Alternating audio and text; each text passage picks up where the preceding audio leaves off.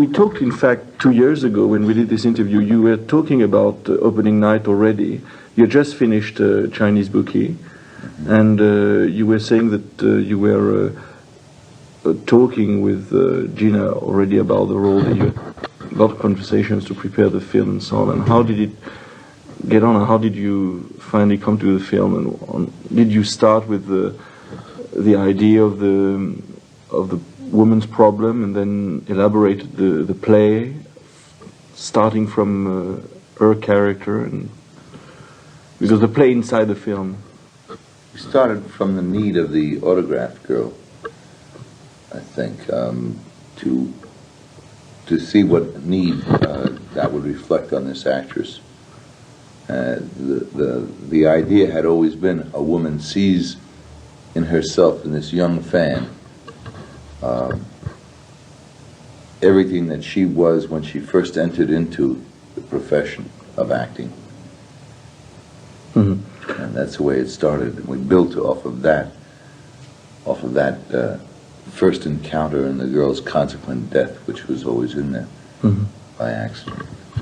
But I suppose when you have a play like The Second Woman, which is not an original play, which is not a play, which a play that you wrote, sometimes in films about theater they use Chekhov or they use Shakespeare or whatnot. So they, of course, they have to take some scenes, but in that particular case, I suppose you had to write a complete play. I had to write a complete play, which I never did, because I hated the play so much within the play that I could never write anything in continuity with it.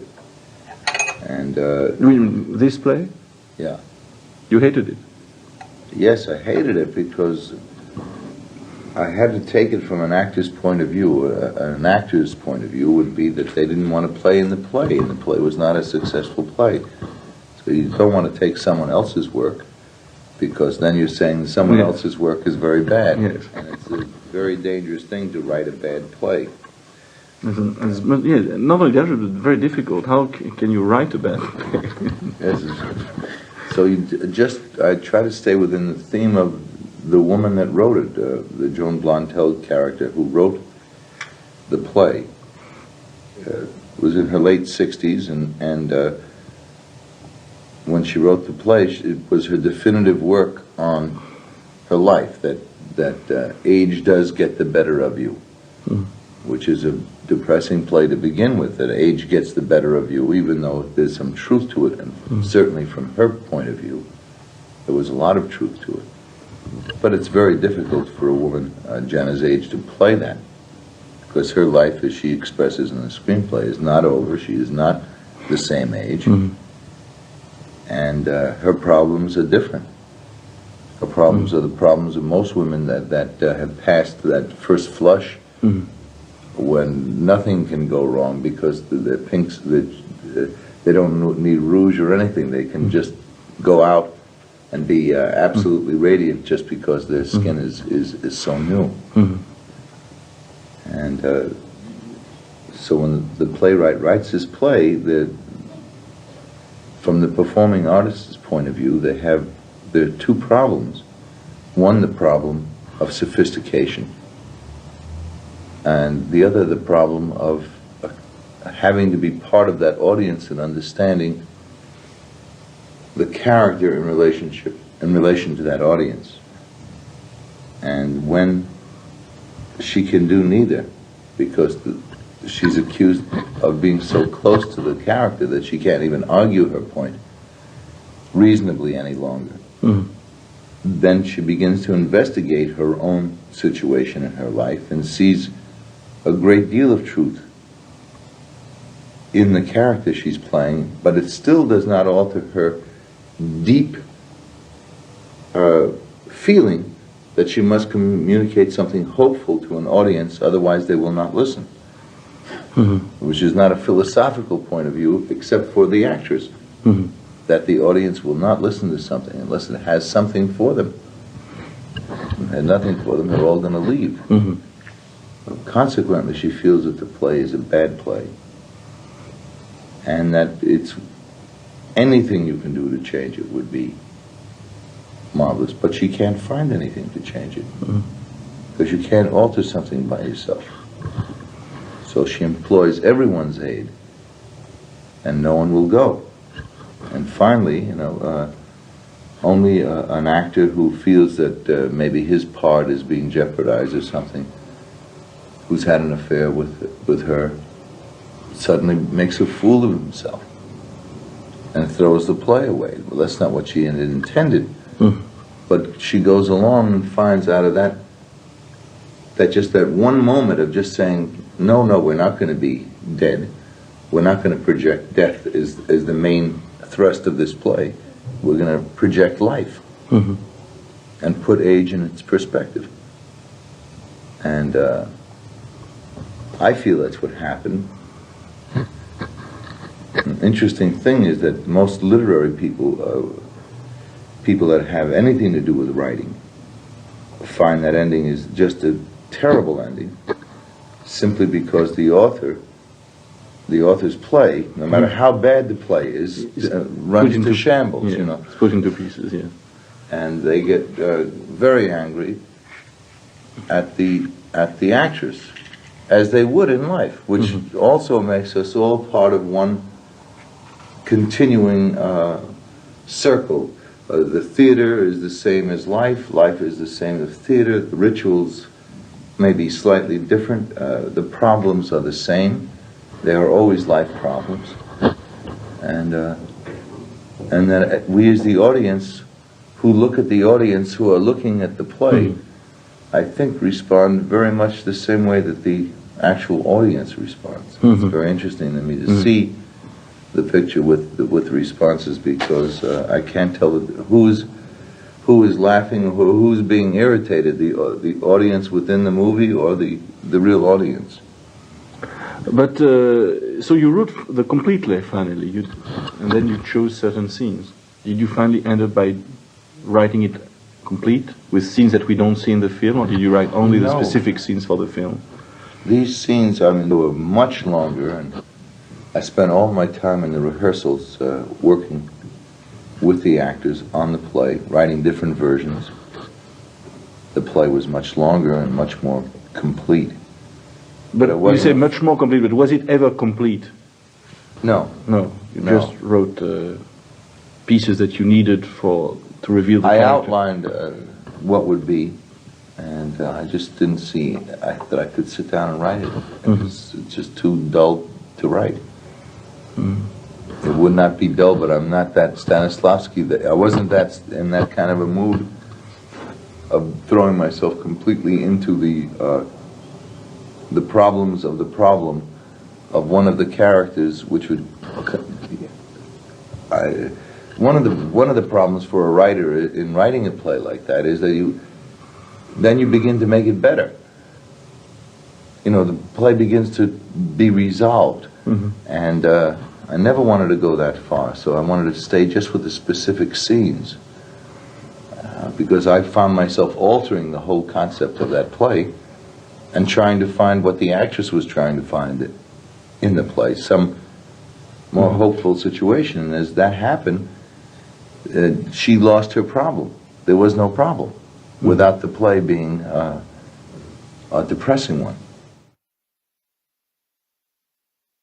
But what is your relation to the theater? Because did you ever act on the stage, or? Yes, I have. Yes. Because I was talking with Kazan about that last week. He had done both films and plays, theater, and he said that finally the cinema is very, very different from the theater. In fact, for him, the cinema is closer to the novel, though maybe a lot of people think of the two being performing arts, but in fact, it's completely opposite. Do you feel that? I mean, how do you relate to the theater as?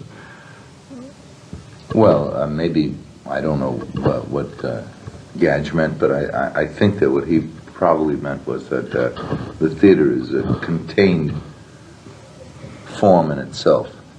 I mean, it isn't an adaptation. It isn't translating ideas into a different form. Those forms are right there. You write in the form of words as ideas that will paint pictures. In film, you have to paint pictures and accommodate the words to those pictures. and the words don't necessarily have anything to do with what is happening, because you have that other dimension of life where you can go in and say absolute lies, and if you do that on the stage, nobody knows what you're saying, because the distance is a little further to the performers, and it's more audio than visual. No, but I thought of your movies as really the most anti-theatrical in a way, because they try to capture moments of truth and like kind of use of microscope on the faces and on whereas the theater is much more stylized and abstract in a way. It's much more at arm's length. So your aesthetics is very opposed to the. Well, it's a different form. It's a different form. No, but there are some directors in the cinema that you can more relate to theatrical. If you see Eisenstein's Ivan the Terrible, or even Wells, where the way they don't shoot like. I don't mean that their films are film plays at all. Yeah. But I mean you can see a theatricality in their films which you could switch to the stage. But in your films, it's very opposite. So I thought that maybe you felt quite distant to the theater. But it's interesting to know that you were writing them as plays before. Yeah, well, I really just believe that there is a form where if you read the script of opening night, you'll see that it's written quite as a theater piece. I disagree that I'm farther away from the theater, and that those things are very obscure. I mean, those points are minuscule. I don't think they're minuscule. I think the high drama, in terms of what I'm doing anyway, would be thematically. The theme of age is a small thing, is not a large, defined subject. It's frightening because it's like a germ, and once you catch that disease, there is no cure for it. So the very nature of doing small things is the manner and shape of that problem. The theater is extremely formal, so that in the work rehearsal, the work ethic or the work idea, you go usually to a damp backstage thing and rehearse on the stage with a overhead light, and we have gotten to know that as a theatrical thing. So when we see that on the screen, we recognize it, and it appears to us to be theatrical because it's so familiar, and the truth of it is so familiar. Within the framework of the New York theater, and I was shooting in in Pasadena, California, and Los Angeles, California. There are no such theaters, and so that we took a much more theatrical approach to what the theater would look like, simply because it would be better to have the essence of the theater there than to have to go out and construct sets that would really look like sets and not have the age, the several years behind it that it needs to have that feeling, the creaking of the floors and for the actors as they walk along the set to make them feel like that they're there. So I mean, we tried to do that. Now we screened the picture in New York, for friends and people in the theater, actors, and they really believed they were in the theater. They really believed that these were actors' problems, and the aging thing. There must have been at least 30 actors now that have come to me and said, "Listen, we have the same problem, or we've just gone through the same problem on Broadway. We're right in the midst of a play that the exact same thing is happening, where people are out 2 days and they're in 1 day and they can't perform because they feel inadequate and incapable of communicating with their audience or having anything of value or worth in themselves to stimulate an audience with," which to me is an age problem. It's a problem of having been there and feeling defeated already.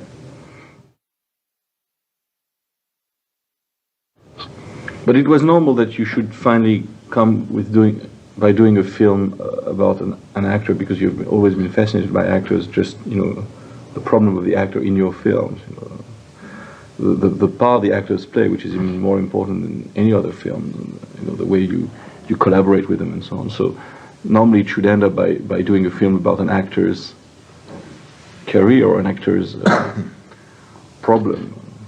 Yes, the big problem with for Jenna, which I think it was the most difficult part, is that she was having a problem, and if she played the play and she was marvelous in the play, there would be absolutely no way that she could have a problem.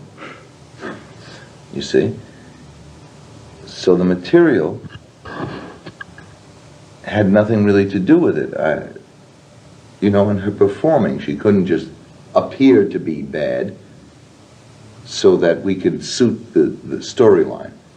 The problem would have to be a real problem, so that the audience too would be feeling her own incompetence for whatever reason that she had on the stage.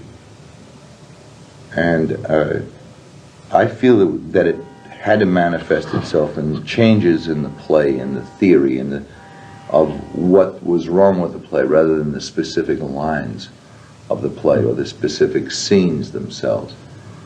And I think that from that point of view, I'm quite relieved that we were able to do that, and I think that Jenna carried that off extremely well. Not wanting to play the part, and at times playing it, but you could feel the dissatisfaction of the lack of continuity of any particular place that she had, because she never made that complete communication. It was too spasmodic with her audience. It was in and out, as life is in and out when you have a problem. And I liked it. It was rather heavily loaded with many ideas, which always makes a very difficult picture. And very not so easily defined. It's very much like a first film, it's packed with different themes. It's like when you make first film, there's a kind of exuberance and baroque almost in the construction. And the film, though it's your eighth film, ninth film, yeah. It has a look of a first film, and it's kind of it's more. I think it looks more. There was something more in Minnie and Moscovich and Women Under the Influence. It was as if it was kind of perfection within a certain tendency. But yes. I think it seems to me that Chinese Bookie and this film are kind of new departure for you, in the sense that you are using almost classical situations,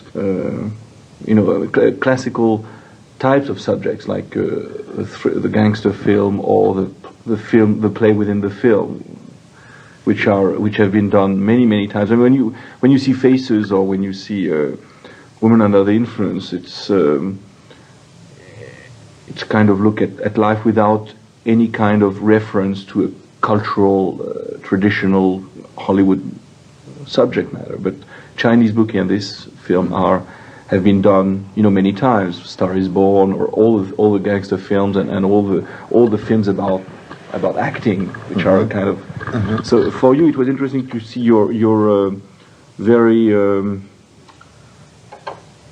your approach to reality, which is very different from any type of stylization and formal aspects, and dealing with this kind of subject matter, which is a kind of an archetype or something that has been done many times. Did you feel that you were going into a kind of new experience? Or? Yes. Obviously, that my life in the theater up to this picture, and Jenna's life in the theater up to this picture. Both of these pictures have been so deeply personal, filled with such convictions, not worked out situations that we might be very close to, but we don't really have any idea of the continuity of our lives, because they're spread out over such a long period of time. And so it was a different idea, much more, for instance, in opening night, if you notice, the actress's point of view is not her own, and yet she's got an enormous part. But it's always that we see this woman rather than we are with her. So we never use the device, which is a very simple device that every one of us use, and that is to take the performer's, the main character's point of view. Therefore, the audience begins through that architecture to empathize greatly with the character, or be against the character, whatever. But when you're just looking at a person like a stranger and not knowing them at all, it's very difficult to get behind them, because they are like a stranger. It isn't so easy when you don't see why they are doing these things and what they are doing. And now we have an actress, which is a kind of a mysterious thing, even to actors, of why they're behaving in a certain way. Why did she get drunk the night of the show? I believe that she got drunk because she couldn't go on sober. It was simple as that. I don't think that she could go on sober. Why did they let her go on the stage in such a terrible condition? It's because they want the theater more than anything else. And it has nothing to do with money or sense, sanity. So what they did to her at the end of the play, by throwing on this hopelessly drunk woman who can't even stand up, they threw her onto the stage. She did the exact same thing by trying to save herself, you know, to them, to those people that threw her out onto the stage. And as we see these things develop, they are very hard to construct in a non-clumsy way, because they don't have any root of something that the audience has seen or known before. These are just absolutely new territories. It's walking out into the mud, you know. You don't know when you're going to go over your head or when you're not, or how an audience will behave. Most emotions that filmmakers do are based upon something that they already know, and that they already have seen, and that the audience already knows, and usually agrees with. You know? And when you take a subject that, one, nobody wants to talk about, two, the milieu is one which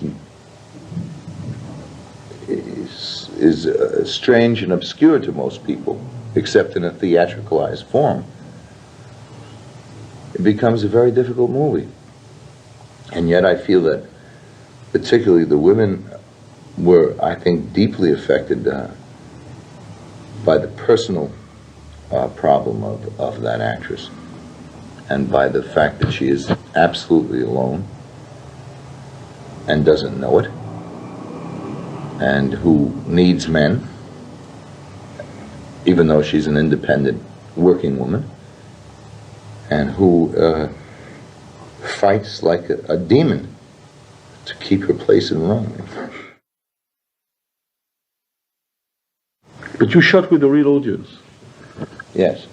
But since you didn't have a complete play, what you had extras, and there were extras that came in the theater. Some friends of mine put out a few pamphlets and made phone calls and called up different groups and said, would they like to come and be an audience watching a play, a movie being shot, and they would be the audience in the movie. And all they would have to do was just be there. And when opening night came, they said, well, should we dress up and everything? And I said, yes, if you want to. So they all came dressed in in gowns and tuxedos, and it was very interesting because it was many, many days. But they saw only small scenes, because what you were shooting... well, for instance, the last one, how long is it in the film, the last... The last scene? Yes. It was originally about 20 minutes. Mm-hmm. It was originally 20 minutes. Now it's about 7 minutes, 8 mm-hmm. minutes. So they had time to, because it's... They had enough of the play to watch, to react, because it's very difficult to react if you have only a small bit. Yes, we talked to the audience while they were there, because it's a long day in making a film and everything. And in between the scenes, setups have to be made, so we try to prepare so we could go as quickly as possible. Mm-hmm. And there would be no rehearsal for the audience on the stage, because mm-hmm. you bring the curtain down and they hear what's going on, and then they mm-hmm. see it and they become too geared. Yes. So what we did is, when Jen and I did our scene, I just said, all right, let's try it once very straight. I went to the audience and said, we're going to do this scene now, and we want you to behave and react the way you would react. If you don't like it, then don't like it. If you do, then do, and that's the way we'll go.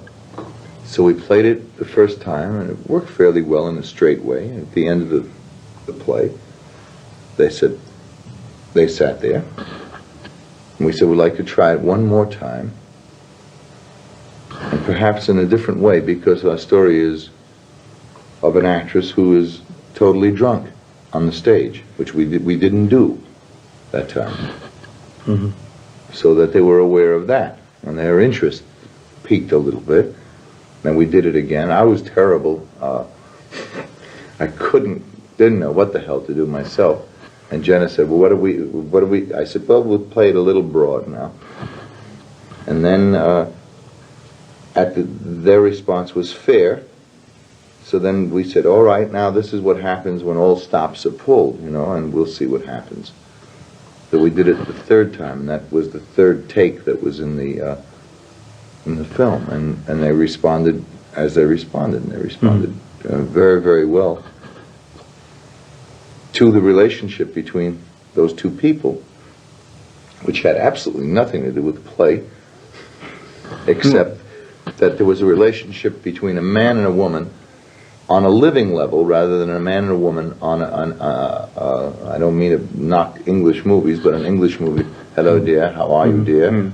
I'm fine. How are you? We are getting older. Yes, we are. I get up in the morning, I look at the mirror, and there's something deeply cynical in my face. But instead of doing that, we played at such a height and such a hostility between each other that it became like a situation comedy. With basically the same lines. The changes were that we repeated a line once in a while if there was not a response. We just would repeat our cue to the next person. At the very end, we had written improvisation, which was shot once.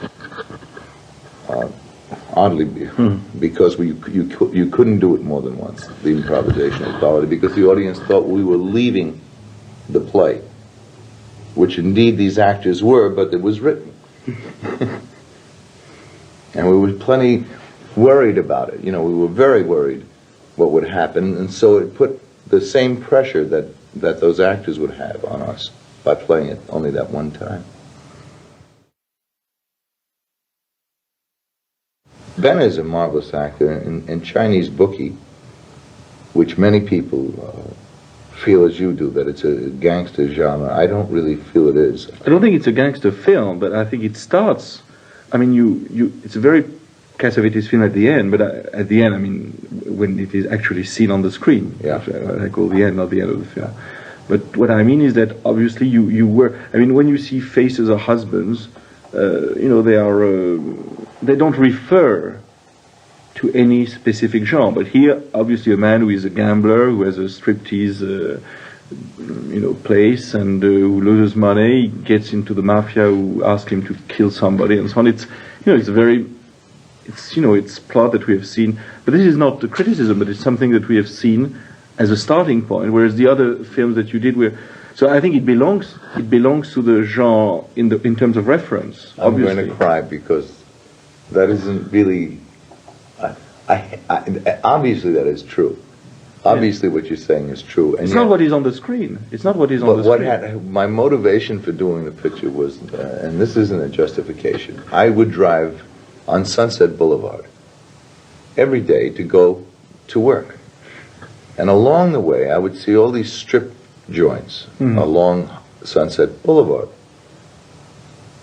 And I was wondering, as I went by and looked, you can't help but looking at these pictures, more, come and get it, whatever those expressions are. I was wondering what kind of a person would own a place where groups of people would sit silently, sit there and look at flesh, and what kind of people would perform, and why do they perform in our society? What is this need to be such exhibitionism, exhibitionists in a certain area, in a sexual area?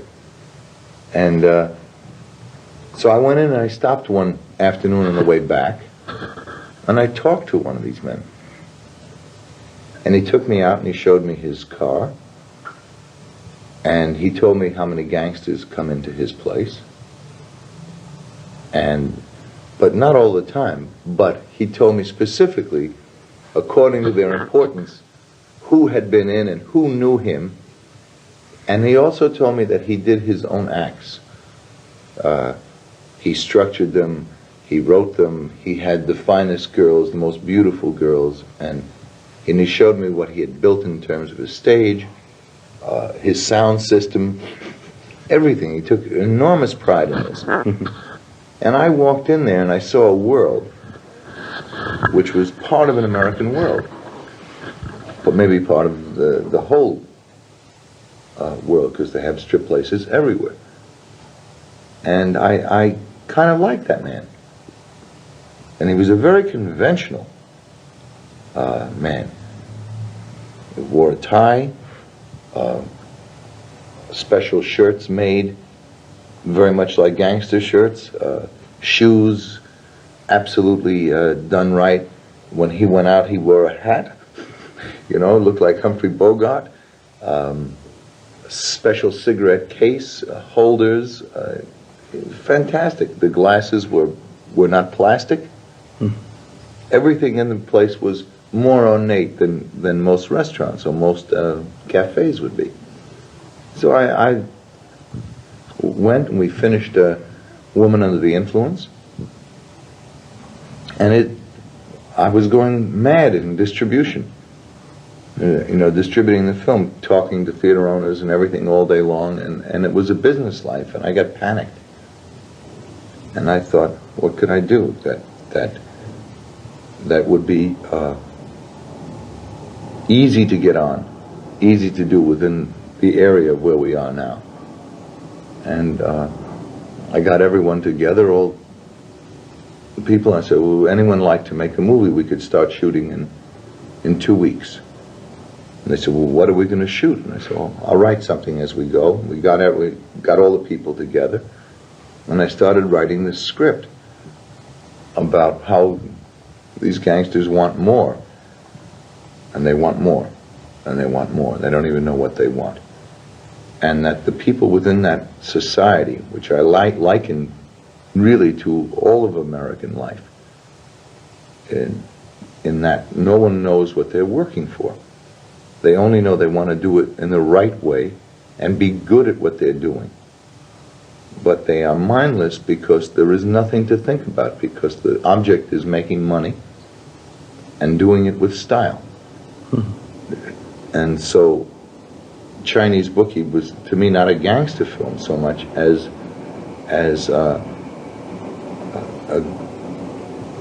the ethic, the work ethic in our country being so that you are put in a position of doing your work without any basis of any individuality in your own life, so that you have to apply yourself to what other people want.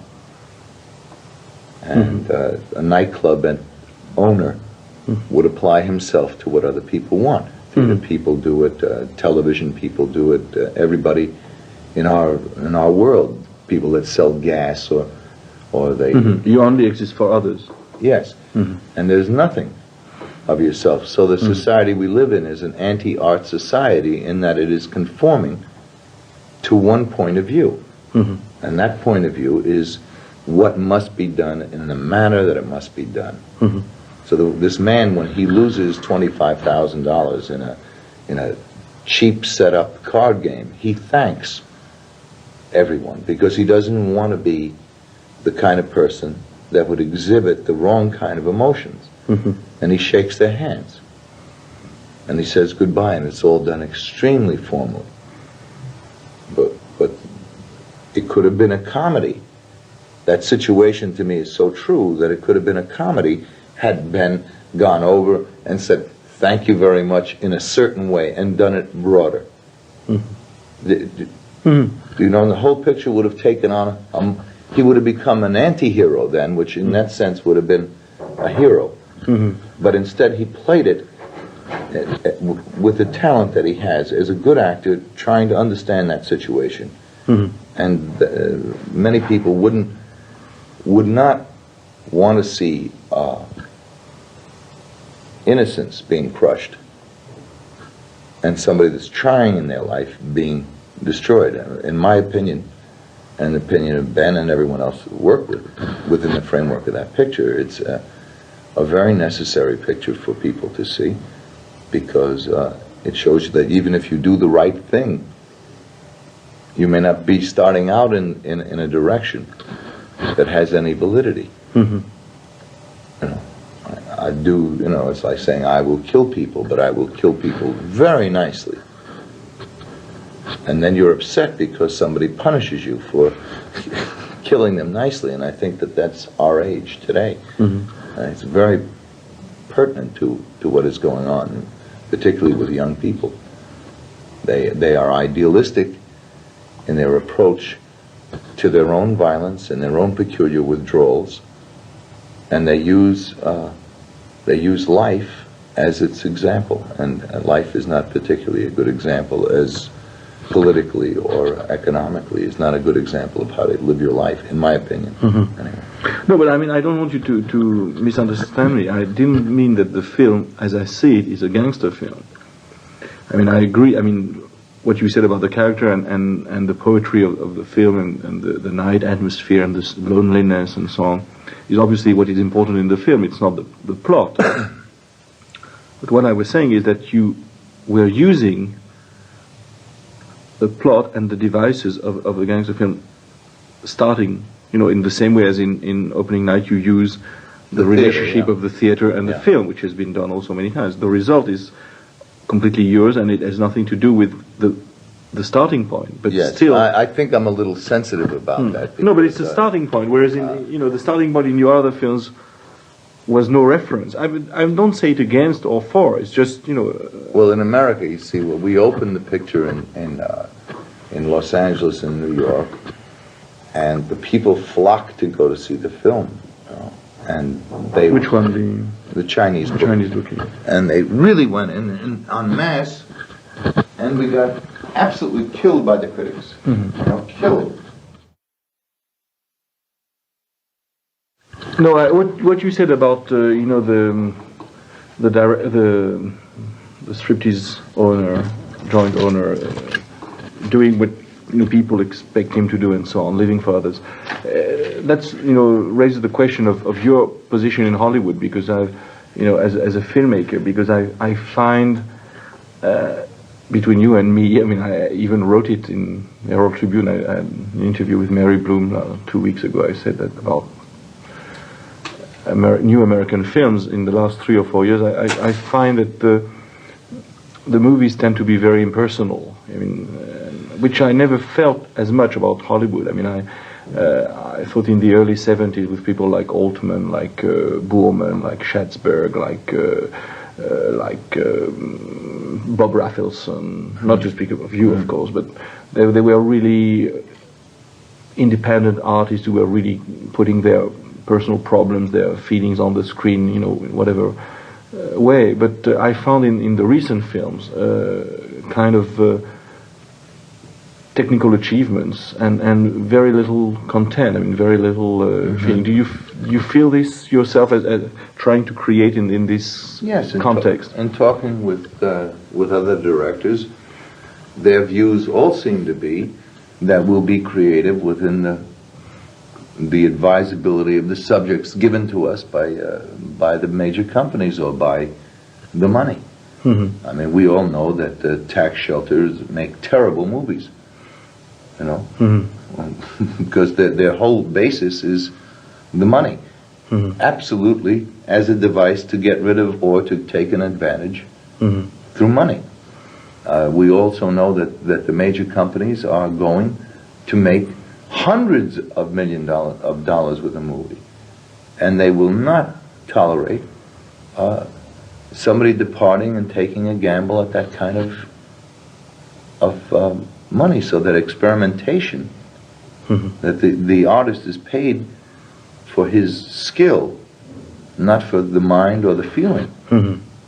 And within that, the Spielbergs and the Lucases and the other people find everybody, you know, the Altmans, everybody begins to work in this paranoid atmosphere of trying to get in to their films points, ideas, but it isn't the overall film. But the threat of never making another film unless we conform is terrible. And what has happened is the critics and the festivals have always been the only weapon of creative people. It's the only weapon for a young filmmaker coming up. He will never get to make a film if it isn't for the critic and for the festivals. And even for older filmmakers like you, I mean, independent filmmakers, it's help. Yes, and now I think that the best thing that a young filmmaker can do is to beat an older filmmaker and a more established filmmaker, such as myself. I would love to go into a festival and have, but I want it to be competitive because that's the only real opportunity for a young filmmaker is to win. I feel terrible because I'm in a position at 48 years old of being a revolutionary, and I don't feel very revolutionary. It's time for me almost to say, look, let me make my films the way I want to, and I don't care really about success or going anywhere or doing anything. I just want to, until I can't do it anymore, I want to just do what I do. And let the young people come and show me the way. You know, to be in a position of having to constantly not fight a creative battle, but go out and fight a commercial battle is terrible. And every young filmmaker is a closet communist. You know, they only come out when the money is there. You know, you offer a young filmmaker a job with Universal Pictures and they will jump up and down and say, I made money. I get a job offered to me with those major companies and I feel depressed. And it's not that I don't want the money. I want the money. That's why I feel depressed that I can't take it. You know, but if at 18 or 20 or 25, somebody is already saying, "Bail me out, save me," what chance do they have to make something of any kind of worth and value? I think that all of us are, in a sense, excited, like a monk in a monastery would be excited over life, over finding some point in life, and then add wings to the monk and allow him to take on these challenges and create a different world, to actually have the capacity to create that different world is a fantastic excitement. It's sexual almost. It's certainly a substitute for living, but it's better than living. And when people begin to say, okay, we can make money on that aspect, because these people will work harder at what they're doing than anyone else in the world, and other people are interested in what they're doing, and they will pay. Then we must protect, somebody must protect that and not make it just a whore's game. You know, and we can say it's not, but it is. It's for me and it's for everyone else. I'm not making myself alone. Thank you.